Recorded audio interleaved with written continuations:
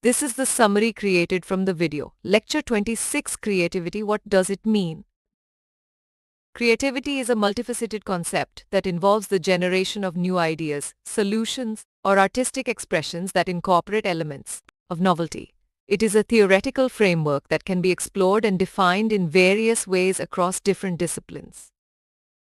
While creativity exists in various fields with distinct criteria, theoretical models propose a series of stages such as preparation, incubation, and insight. However, cross-cultural variations exist in defining creativity, with individualistic perspectives more prevalent in the West and collective perspectives more common in the East. Debates also arise around the attributes that link to creativity, such as order versus disorder and conventional versus unconventional approaches.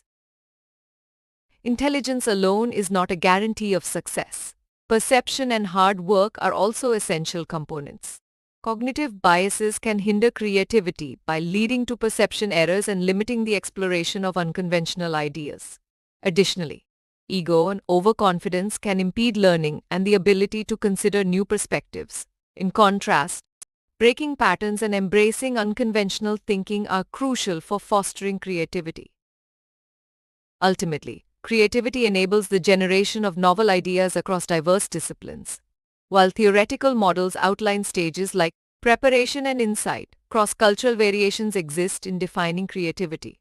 Cognitive biases can hinder creative exploration, and design focuses on possibilities and relevance rather than analysis and truth. Importantly, intelligence alone is insufficient. Perception and the ability to break from conventional thinking are vital for success.